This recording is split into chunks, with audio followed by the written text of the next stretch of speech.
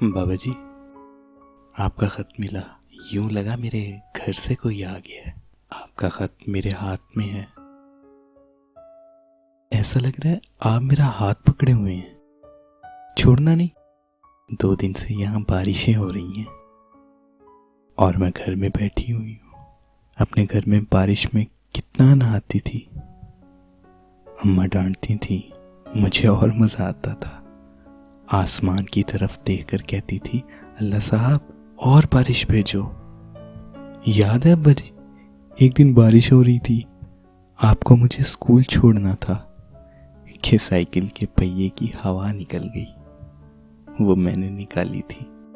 School नहीं गई और बारिश में नहाती रही। भाई हमेशा मुझसे लड़कर मुझे घर में ले जाता था और मैं रोती हुई आकर आपसे लिपट जाया करती थी। बाबा जी, यहाँ कोई मुझसे लड़ता ही नहीं है, बहुत खामोशी है। मैं तो आपकी लाडली थी, फिर मुझे इतनी दूर क्यों भेज दिया? अम्मा कैसी हैं? किसको डांटती हैं? चिड़ियों से बातें कौन करता है? बकरियों को चारा कौन डालता है? तुम्हारी पगड़ी में कलफ कौन लगाता है? बहुत कुछ लिखना चाह रही हूँ बाबूजी, लिखा नहीं जा रहा। तुम सब बहुत याद आते हो।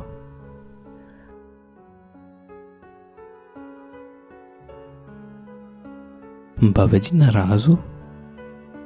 अगर नहीं हो तो अपनी लाडली को खत क्यों नहीं लिखा? बहुत सारी बातें तुम्हें बतानी है। अम्मा से कहना अपनी हरी चादर तलाश करना छोड़ दें। वो मैंने चुपके से अपने बक्से में रख ली। जब अम्मा की याद आती है मैं वो चादर सूंघ लेती हूँ और यूं लगता है मैं अम्मा की बाहों में हूँ। तुमने जो कलम भाई के पास होने पे दिया था वो भी मैं ले आई। अब भाई कलम ढूंढेगा तो मुझे याद करेगा। तुम्हारी टूटी हुई ऐनक भी अपने साथ ले आई हूँ। सारा दिन शीशे जोड़ने की कोशिश करती रहती हूँ और तुम सामने बैठे रहते हो। बाबा जी, इन्हीं बातों से तो मेरा दिन कट जाता है।